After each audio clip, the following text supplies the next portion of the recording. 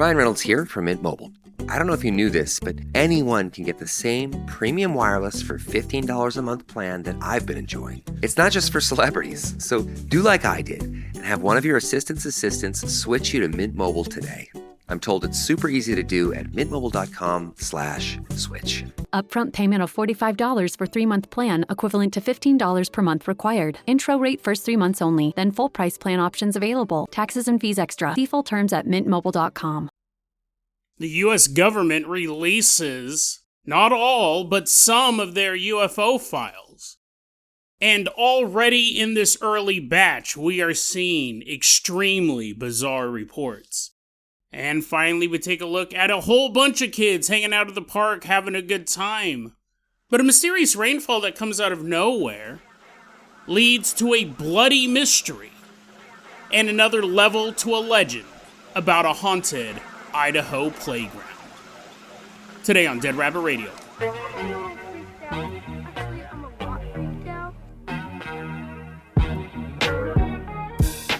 Hey everyone, welcome back to another episode of Dead Rabbit Radio. I'm your host, Jason Carpenter. I'm having a great day.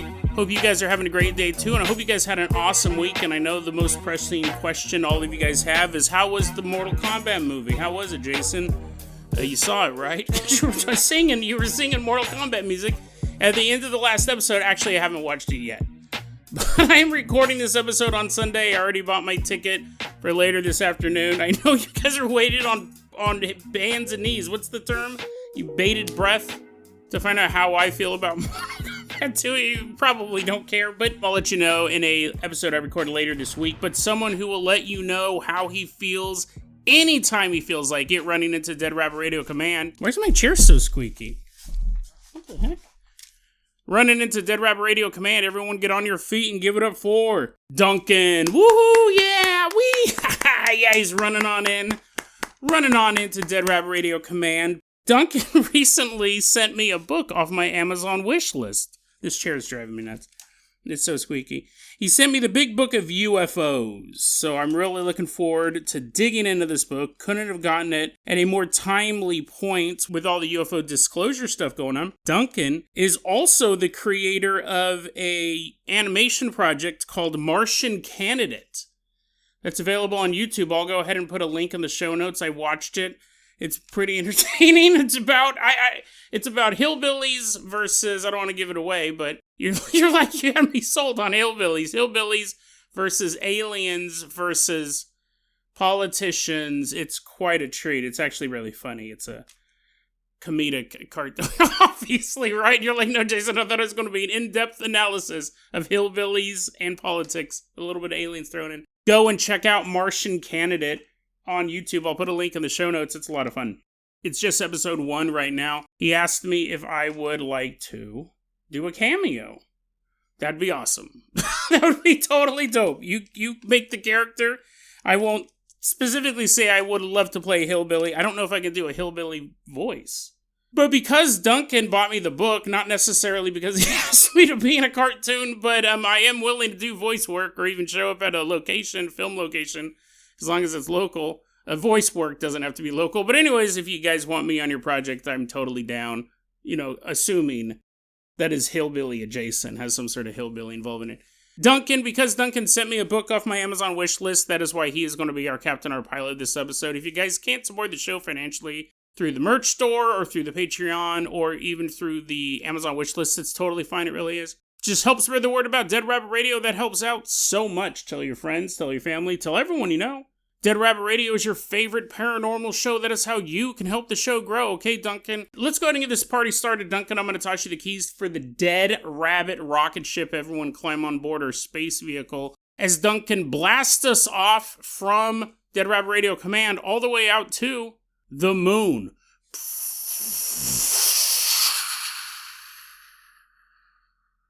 This is crazy. I don't even know where to begin with this, but so the Department of War recently released previously classified UFO reports. And a lot of them are what we've seen over the years. Someone saying, hey, I saw this vehicle take off from this location. It was saucer shaped. I saw these bright lights out by my farm. I saw this. Now, we've read stuff like that forever, right? The Big Book of UFOs, I'm sure, has a lot of those type of accounts. And you wonder why those were classified and others weren't. That would be your first question. But I'm going to cut to the chase. When the Department of War released these, and this is not even close to all of them, right? They're doing this in batches. Kind of like the Epstein files. Now, I will say at least the Epstein files had a search feature. So I could go to the Epstein files and I could search Dead Rabbit Radio. You're like, why did you do that? It's a long story. We did an episode on that before. Some other YouTube channel was mentioned in the Epstein files. That's why I wasn't like afraid I was going to show up or anything like that. But you know what I mean? Like you could search for terms. You could search for pizza, right? You could search for these Pizzagate type terms, put in celebrities' names and stuff like that. Yes, I do know Michael Jackson is in there, but Michael Jackson is innocent. He's innocent. He had nothing to do with any of that stuff or the other stuff that he was accused of. None of it. But the Department of War website is not that user-friendly. It's just a bunch. I mean, like, come on, guys. You could have made it possible to, like, search by year even. So right here, actually, let's see. If I hit this button, there's just a button. Oh, here, like, if you go deep inside, you can get the Western. This is the last one listed. The Western U.S. event. Western United States, and it's from 2023. I just clicked on this randomly. See, this shows why some are classified and some are not. I actually haven't checked this one out yet. This one from 2023 says, I'm not going to read it verbatim, but three teams of 2 federal law enforcement special agents each. It almost sounds like a math question. What does that even mean? So I'm not going to worry about the math. 3 different teams of 2 different law enforcement agencies independently described seeing orange orbs in the sky that then launched smaller red orbs in groups of 2 to 4, with these being the general consensus. They said the orange orb would release red orbs, the orange orb would then disappear, then reappear and launch more orange orbs. That would be, I mean, obviously you would wonder if that was some sort of enemy technology, and also the people who are reporting it. It's very likely these guys weren't out there having a picnic. They're probably running some, law enforcement thing. May have been something classified that they were doing there. I mean, Western United States is pretty vague. But anyway, so that is one of those classified things. But what's most interesting, and I understand why these were classified, and this is the stuff that I think people are going to be looking for. This is the stuff, actually, Newsweek did a big article about it. I've been on a Newsweek kick recently. They're just killing it as far as, like, UFO stuff goes. Lunar UFO sightings. This is what I've wanted. Stuff that, I mean, talk about a select group of people, right? Astronauts seen, reporting, and there's at least one photograph of a UFO or UFOs over the lunar surface. This is what we're talking about, guys. This is what we're talking about. The most highly trained, specialized job in space and on Earth, honestly. You have to be a genius to get into this program where they're strapping you a bunch of fuel and launching you up into the sky. The brightest and the bravest of us, they're reporting. This is stuff they reported back in 1969. And now it's getting released to the public. This is crazy. And again, it's funny because it could be nothing. But the fact that we're getting these reports... So Buzz Aldrin, probably the most famous astronaut, Neil Armstrong, Buzz Aldrin, those 2 dudes, he's made 3 different reports of UFOs, or just weird stuff that was happening in the sky and actually in the vehicle they were in as well. He said with his first report, and this is obviously very, very small parts of it. It's not the full report that I'm going to be telling you about reading, but it kind of cut into the chase. Oh, and here, let me give a shout out to the Newsweek article written by Joe Edwards and Anna Skinner. That's kind of what I'm pulling these quotes off of. He says they saw something large close to the moon. And they have a thing called a monocular, which I guess would probably be a telescope, right? The one-eyed scope But he goes that we saw this thing that was quite, the quote is, the quote, first unusual thing we saw, I guess, was one day out or something pretty close to the moon. It had a sizable dimension on it. It had a sizable dimension to it, so we put the monocular on it. He goes, we saw something, their best guess was that it was the SIVB stage of the Saturn V launch vehicle. So it was just a part of human debris flying by. Possible, right? This is the thing with UFOs. We don't know for sure. If he saw an actual alien craft, that would probably still be classified. Again, this is just the first batch. But he goes, we saw something up there, and we didn't know what it was. It was quite big. He also says at one point when he also said one of his other reports was he started to see little flashes of light inside of the cabin, inside of their spacecraft. He was trying to sleep and this bright light kept waking him up. And he goes, it was these bright flashes of light spaced a few minutes apart. Now, one of the things, so this is actually Jason from the future. I got to add a detail to this event where they're seeing the flashing lights in their eyes. When I was editing it, I went and double-checked some stuff. That actually has been reported. The earliest mention I could find was in 2005, but I'm assuming it was reported before that, but not including Buzz Aldrin's account. This has happened to other astronauts, and they believe it has something to do with photons or light or whatever, which I think is a photon, bouncing off the Earth's magnetosphere and hitting the astronauts in the eyes or something like that. They actually believe they know what this is now. But when I was looking through studies and reports on this thing, Buzz Aldrin's account is not mentioned in the ones that I saw. So I think that report that he gave remained classified this whole time. Nowadays, because it has happened a lot to other astronauts, it is something that they have theories on. They think it's just something to do with cosmic radiation, things like that. But it's interesting. Originally, I went on more and more about that phenomenon that Buzz Aldrin and the other astronaut in the classified report went through, but I edited out like a couple minutes of that because I go, oh, actually, they know what that is now. So it's some sort of cosmic radiation. But again, their reports weren't released. So the studies done on it, they never mentioned the name Buzz Aldrin. It's interesting, right? They were working to figure out what was going on, but they still didn't tell the general public that this had been happening as early as those first missions. They also said, he goes, this was his third report in this report that got declassified. Him and the other astronauts, this was aboard the Apollo 11, they saw a fairly bright light source coming from outside of the cabin, and their best theory was that it was a laser.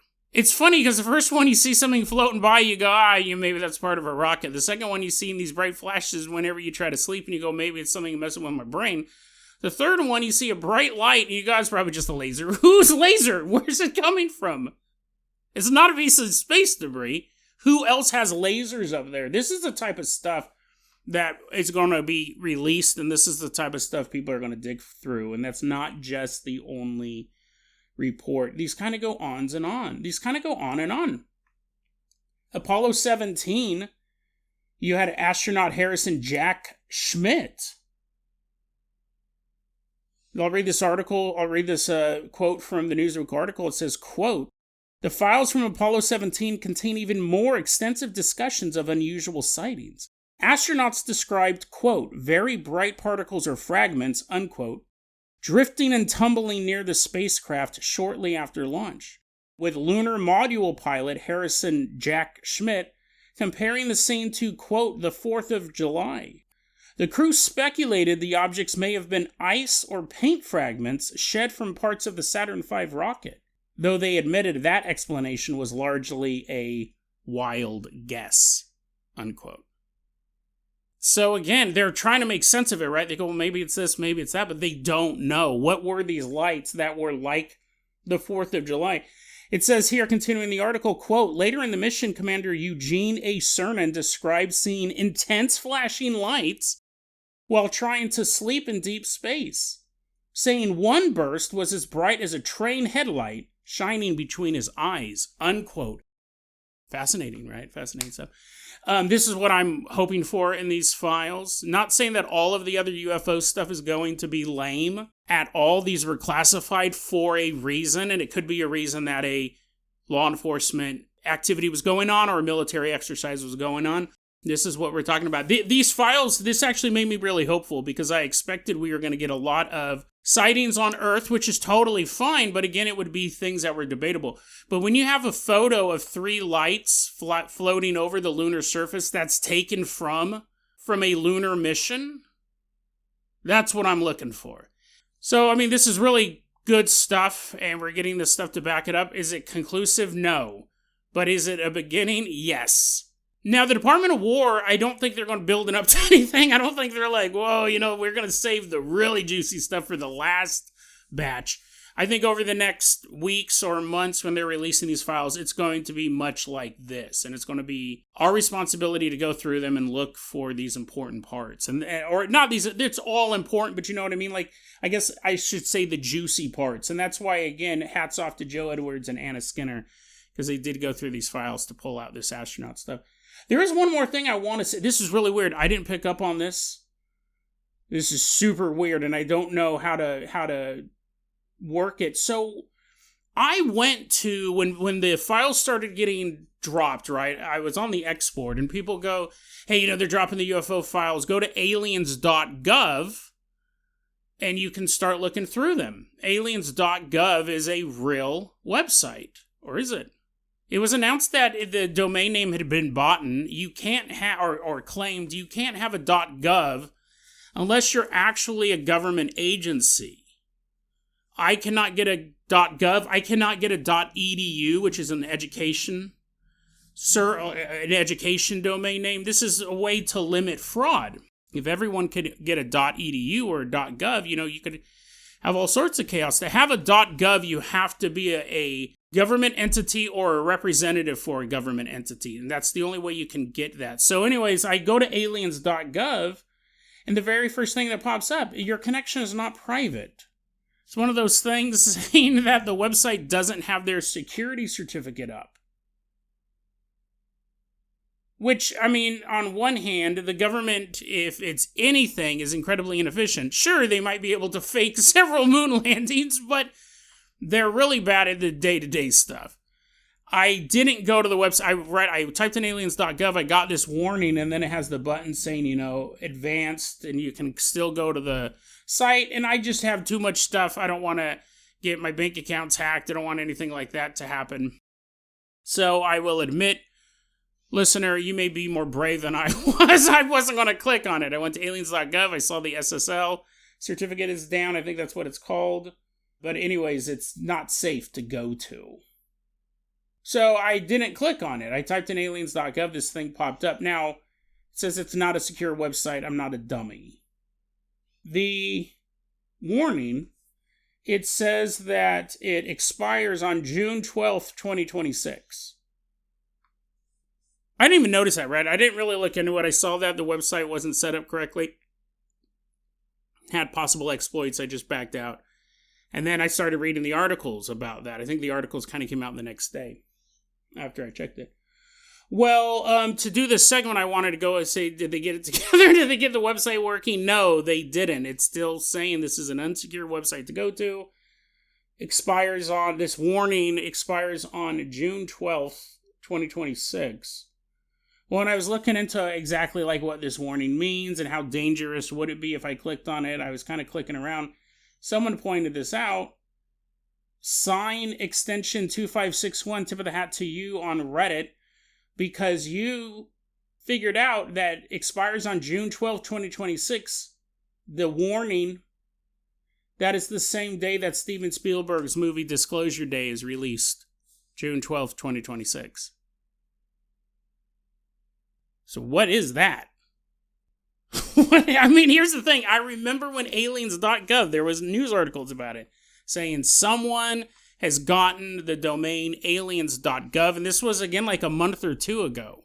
And people go, this must be Trump getting ready the disclosure that he's going to do, releasing these documents and so on and so forth.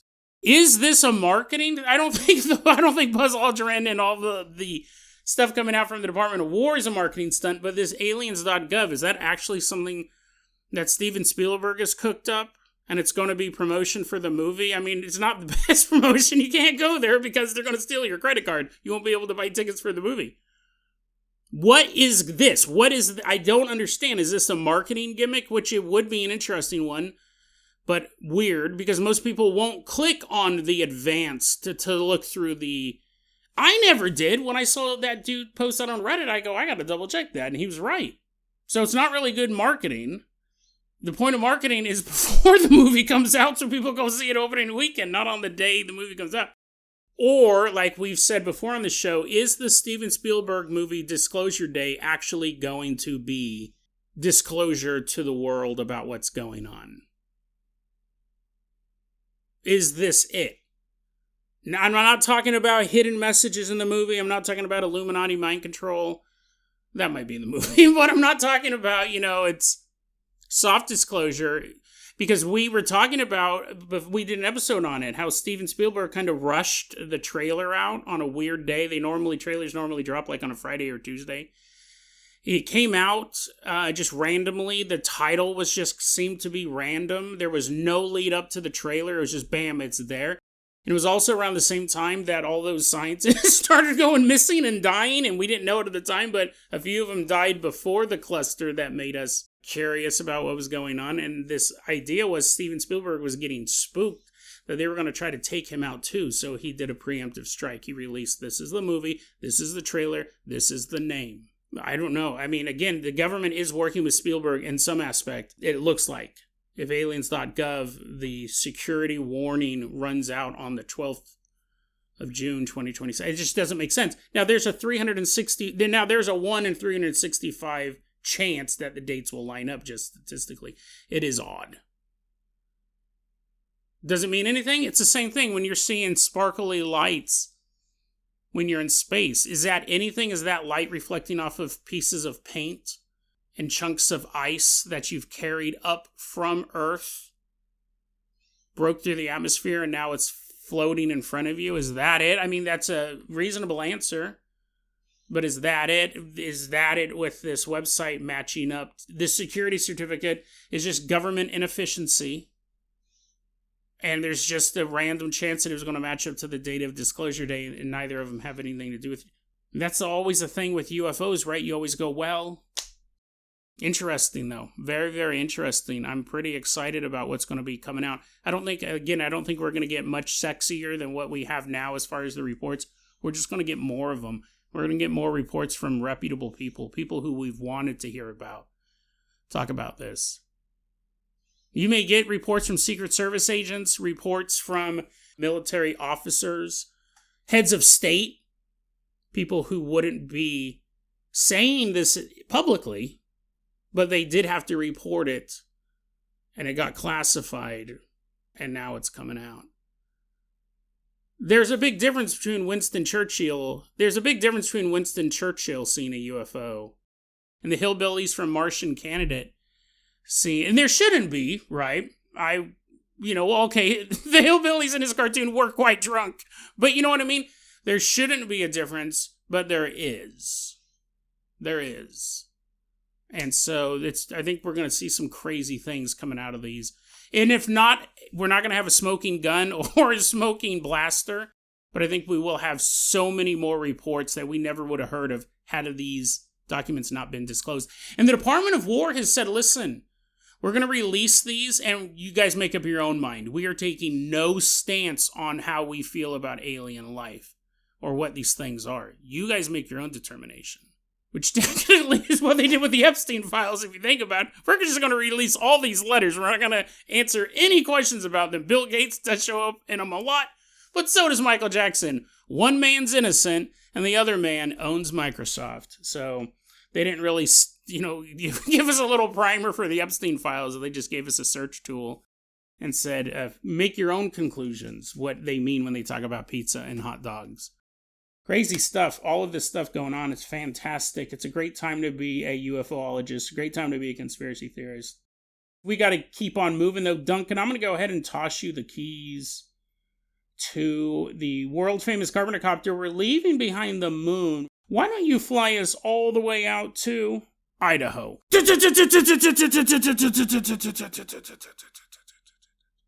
Duncan is flying us all the way out to Idaho. Specifically, we're headed to Pocatello, Idaho. And even more specific than that, we're headed to Ammon Park. It's a lovely park, I'm sure. Actually, looked up the reviews. You know, long-time listeners of Dead Rabbit Radio know I love reading reviews, but I only love them if they're bad. Right? I want to read bad reviews. I don't want to read how great a thing is. Unless it's a business I own. 5 stars, Dead Rabbit Radio. Go for it. But, you know, you want to read reviews of people saying this park sucks. There's a bunch of junkies running around. I'm pretty sure I saw a bunch of hillbillies have a gunfight with some aliens nearby. Well, if you go to Ammon Parks, I didn't look at any photos. I should have, actually. I was too busy shaking my fist at my monitor. Come on, bad reviews, be bad. Most of the reviews were lovely. They said this was a great place to bring your kids and to run around and all that stuff. If you look at a lot of the 1-star reviews, though, they pretty much say the same thing. I went there, and there were no ghosts. 1 star.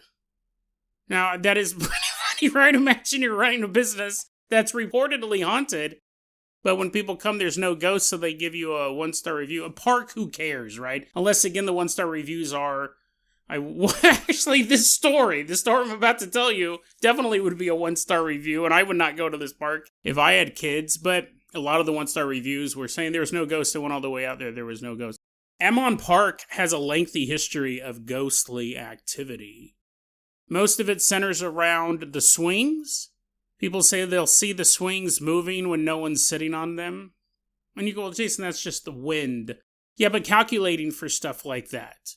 And sometimes maybe it is just the wind. People say it looks like there's someone actively swinging on the swings. The other report is they say when the sprinklers are on, sometimes you can see the outline of a little girl standing there.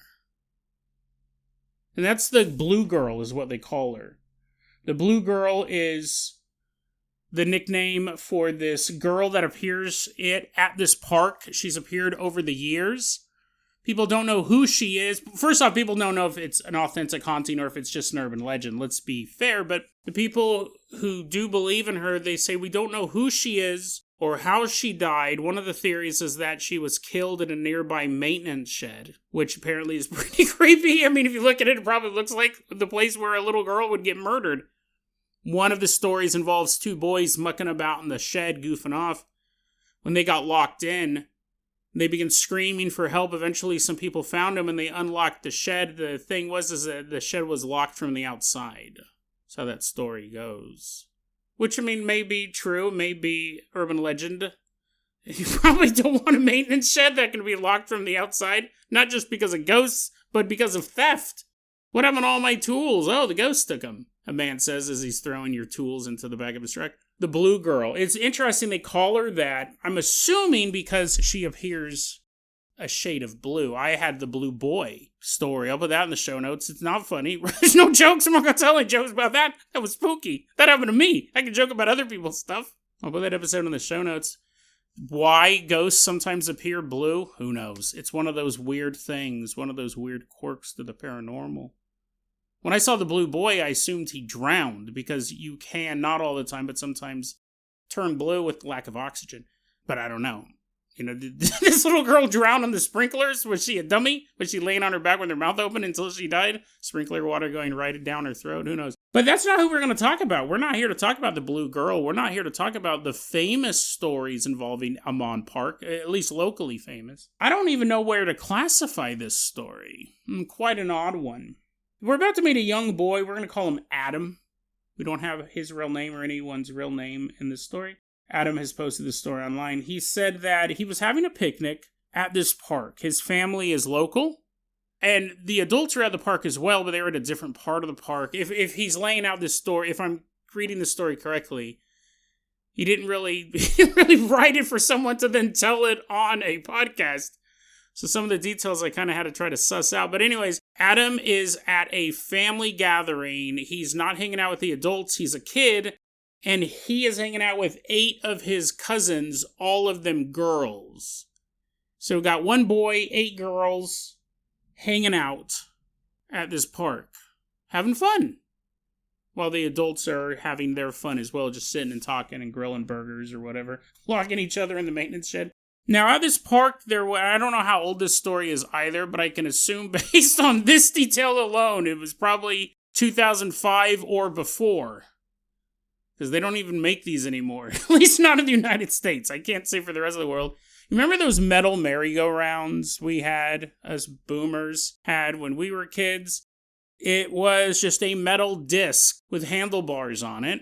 And it was designed so you just walk slowly and pick up a little bit of speed and then sit on it and then just go wee at a normal pace. But of course, that's not how we did it. That's not how we did it. We would get on the merry-go-round. I don't even think that's what we called it.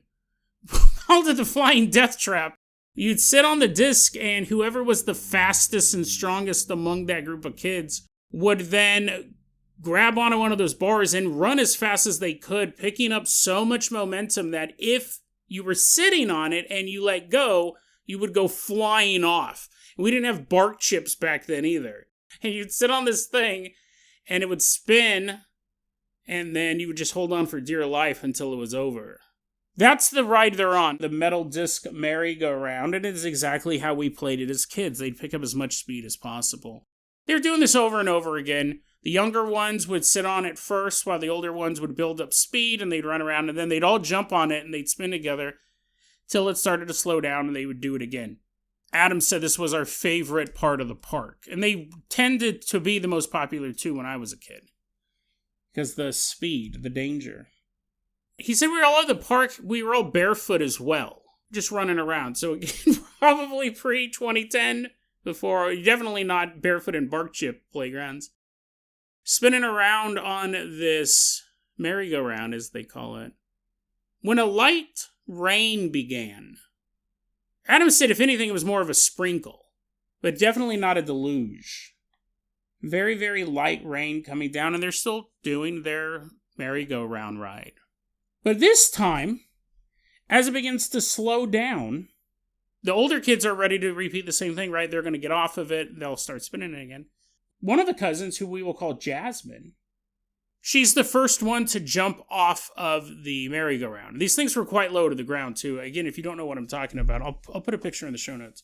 Jasmine is the first to jump off of or really step off of this merry-go-round. And the water from this light sprinkle is now ankle deep, which is impossible. And even Adam goes, this is one of the more puzzling elements to this story. It barely rained, and yet all around this merry-go-round was ankle deep water. You could look down and you could see it. But at the time, he's just slowing down on this merry-go-round. He's one of the older kids. He's going to jump off of it in a second. But Jasmine's the first one off. She jumps down into the water, this ankle-deep water that shouldn't be there, and screams out in pain. Adam looks over at her as well as all the other cousins there, looks over at Jasmine as she's screaming, just this blood-curdling scream. She hops back onto the merry-go-round, and Adam looks over to see what all the screaming's about, and that's when he notices blood dripping from Jasmine's foot. Adam goes, listen, I have a really hard time with blood, especially back then. So the second I saw the blood, I closed my eyes. But what happened was, and put yourself in this situation. You're on a merry-go-round. It's slowing down. One of your compatriots, one of your friends, jumps off the merry-go-round, screams, and then jumps up, and you see blood. You can't really move around a merry-go-round without getting off of it, because it has those long metal bars that are there for you to hold on, especially if it's moving however slowly. They're quite difficult to navigate around. Plus, there's 8 people on this thing, 9, including Adam. So how would you get to someone who had just been injured? you would have to get off the merry-go-round. This is such a weird story. You'd have to get off the merry-go-round and walk over to them, because there's really not a way to navigate around something. They're fairly small. They were always maybe 10 feet in diameter. That's probably big. They're probably smaller than that. But a couple of the cousins jump. They hear the scream. They look over. They see blood. They jump off of the merry-go-round, and that's when they realize, why is the water so deep? But at the same time, ow, what the, oh, ow, ow. The older cousins who jumped off into this ankle-deep water off of this merry-go-round on this otherwise slightly drizzling day step on something sharp. And they look at their foot, and sure enough, they see small cut. Like something had poked them. Something enough to get them back up onto the merry-go-round. But Jasmine, the first person who had stepped off in the merry-go-round, she's still bleeding. This is not a small cut, it's a gash. It was so bad that when this wound was observed by the girls, and Adam still has his eyes closed, but he knows all this stuff, because we're going to have more witnesses in a second, the cuts to the bone. She has a deep laceration to her foot where she stepped off into this ankle-deep water. Now, at this point, all of the screaming, like once Jasmine began screaming, a chain of events was happening on the other side of the park, not super far away, but where the adults were. They heard one of their kids screaming, and they all begin running towards the merry-go-round. And by the time they get there, there are other girls, not necessarily screaming, but they had gotten cut as well. Not as bad as Jasmine. They'd also gotten cuts on their feet. The adults come over, and they're like, oh my God, what happened? And Jasmine's just crying. The adults are there, grandparents, parents, things like that. They look at Jasmine's foot. It's cut to the bone. She stepped on something and it just sliced her foot open. And they go, okay, kids, we're going back to Grandma and Grandpa's house, which was the closest. This was easily within walking distance. I don't know if it was across the street. But they go, we're going to carry you guys who are cut back to Grandma and Grandpa's house. We're going to call an ambulance. We're going to take Jasmine to the hospital. So they do. They take the very short journey. I mean, obviously, it's not like across town. They have to walk past the hospital. They're like, oh, Grandpa forgot his glasses. And they really like seeing bone. We have to stop by Grandpa's house first. They get to Grandpa and Grandma's house. And while they're making plans to take Jasmine to the hospital, they're cleaning the wounds on the other girls' feet. None of them have cuts to their feet. None of the other girls who jumped off of the merry-go-round, who looked at their own foot and saw a cut, a small one, but a cut nonetheless. The parents, the adults, were just kind of wiping away dirt off their feet, and their feet were totally fine. And Jasmine didn't have a cut either. Not a gash, not a laceration, not an injury at all. Her foot just was a little dirty, and they wiped it away. Now, this has been a mystery for this family since. And it's interesting, if it was just Jasmine saying, I jumped off and I cut my foot and I looked at it and I saw the bone and I began screaming, but then later on it just turned out to be nothing. Or she stepped on something sharp and she thought it was something bad, but it was just mud, made it look like blood or whatever. If it was just the kids who saw it, you could argue Jasmine was overreacting. She thought she'd cut her foot open. You almost have a small-scale mass hysteria. But when you have the event happen to Jasmine, the other kids witness it outside of Adam, who again had his eyes closed, but was hearing all of this stuff. And went back to Grandma and Grandpa's house. Heard the parents freaking out. Oh my God, Jasmine, oh my God, we got to get her to the hospital. All of this stuff is going on. And the adults show up and they also see a laceration so bad they're going to rush her to the hospital after stopping at Grandma and Grandpa's house, but to the hospital nonetheless. And then the wound not to exist at all? What happened here?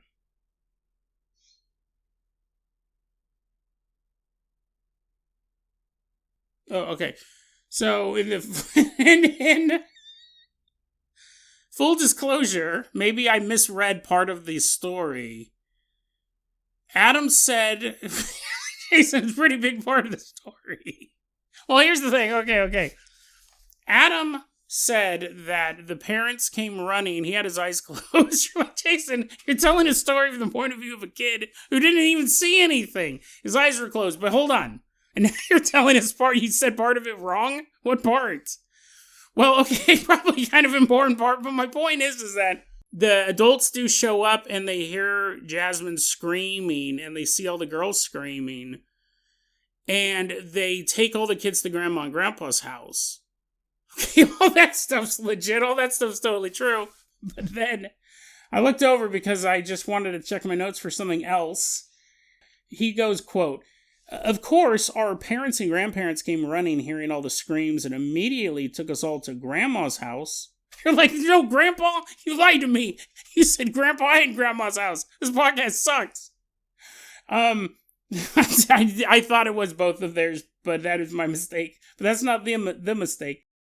Quote, "Of course, our parents and grandparents came running, hearing all the screams, and immediately took us all to Grandma's house to clean us up. And we assumed take the oldest cousin, who was Jasmine, we assumed take the oldest cousin to the hospital because we could actually see her bone. But when we got home, nothing was wrong. We had dirty feet, but no cuts or scrapes. It was like we just came home from a normal day at the park." Unquote. And so I guess I guess it comes down to what's your definition. You're like, Jason, you're supposed to do this stuff before you start talking about it. It comes down to your definition of the word we. There's two we's in that sentence. A wee, you might say. Quote, "And immediately took us all to Grandma's house to clean us up, and we assumed take the oldest." So that, I assume, means the kids. But then it says, this is super boring. Just fix it or edit it or whatever. We assumed take the oldest cousin to the hospital because this second we I read as the adults as well. I think it's open to interpretation. The first we means the kids, and the second we means the adults, and the he means Michael Jackson, but take the oldest because we could actually see her bone. I thought that involved the parents as well, and the grandparents being that we, which would change the story. It's still an interesting story, but I wanted to make that grammatical correction. It could be that the adults never saw the blood or the bone. It's possible that only the kids do, which would put it into mass hysteria. But then I ask you, how do you explain the water, the ankle-deep water? And you go, read that passage again, Jason. Maybe you misinterpreted that. Here's the thing. I needed to clear that up because I didn't want someone to read the passage and go, oh, wait, that was kind of misleading. I expected Grandpa. Is this a ghost? You're all distracted now. You're like, you didn't read it right, Jason. It's a story you didn't read right. Is this a ghost or is this a Mandela effect? That's really what I was thinking. It's weird that you have the ankle-deep water where there should be none. Although I heard their maintenance is really bad since all their tools got stolen. Those sprinklers are going nonstop. You have... I'm super distracted now. You have the ankle-deep water. It came out of nowhere. And that's almost like a portal to another world. Come on, dude. What are you talking about? That's what I'll tell you what I think when I read this story, when I misinterpreted the word we. This is what I think. This was a localized Mandela effect and some sort of paranormal haunting. I think most Mandela effects we look at and go, oh, history got changed, and someone is hiding from us the fact that history got changed. But there was no evil plan to actually change C-3PO from being all gold to gold with a silver leg. They didn't choose that to mess with us. That's an artifact from a previous timeline. The Mandela effect, we did an episode on whether or not the Mandela effect was intrinsically evil, but if it's anything, I think it would be more akin to something like a tidal wave or a thunderstorm. The fact that it has no agency, it's something that happens. Why it happens? Is it us messing with the timeline? Does it have something to do with time travel? Does it have something to do with CERN? The simulation breaking down? I don't know. Nobody knows. But I don't think it's the purpose. I think it's an effect of what's going on, if the Mandela effect is real at all. This one does seem like it was created purposely to harm these girls. And Adam goes, listen, I never really even heard that the place was haunted. It wasn't until he was older that he started hearing all these crazy ghost stories about the place. He said it was in his late 20s, and his girlfriend was like, oh, dude, let's go to Ammon Park. If we're up late at night, we'll see the Swings movie. He's like, what? Sure, we can, but I'm wearing my shoes. What was this? Is my question. What actually happened here? And why? Localized Mandela effect. We've talked about this before, whether it's quantum immortality or straight up Mandela effect, history rewriting itself on the fly. We did an episode, I think it might have been last week or the week before, about a giant dresser that should have crushed a child while her father was watching, but there was some sort of weird shift where not only did the child survive, but the dresser never tipped in the first place. However, the dad remembered it tipping and couldn't figure out what had happened. He ended up bolting the dresser to the wall just in case this happened again, even though it never really happened once. They both saw a timeline shift. You could have this child, Jasmine, have an injury that is so gruesome that it causes a lifetime of pain. And everyone, all these kids were shifted into a universe where her foot was just a little dirty. And maybe the adults, too. Maybe they're like, what happened to that bone injury you had? Oh, if only Grandpa was here. But it could also have nothing to do with Mandela effect. If anything, let's take the translation of the word we, that only the kids saw the wound. It seems more ghost-like. It seems like a trickster spirit, really an evil phantom, to terrify a child so much.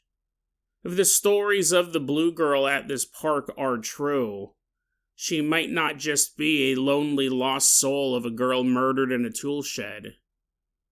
She may be something more menacing than that. Someone who can actually trick people into thinking they've gotten horrible wounds. And not only that, powerful enough to do that. There's been a long connection as well between ghosts and water. Is it possible that this spirit made... To me, that's the weirdest part of the story, is the light drizzle becomes ankle-deep water, because they just couldn't figure that out. And we can't figure that out. We can talk about, maybe you got a cut, maybe a little bit of mass hysteria, a localized group of mass hysteria. You got a little cut, but everyone thought it was worse. The imagination run wild. But there's no theory we can easily throw out, a psychological theory, that it would involve a light drizzle turning into ankle-deep water around this merry-go-round. All we know is that there are reports of a ghost there. It's been there a long time. And her own association with water, where she is seen standing underneath it. Her silhouette. Maybe it's less of a Mandela effect, which is more of a sci-fi answer. Maybe it's just one more evil ghost in a world that is already filled with them. DeadRabbitRadio@gmail.com is going to be our email address. You can also hit us up at Facebook.com/DeadRabbitRadio. TikTok is at @DeadRabbitRadio. Dead Rabbit Radio is the daily paranormal, conspiracy, and true crime podcast. You don't have to listen to it every day, but I'm glad you listened to it today. Have a great one, guys.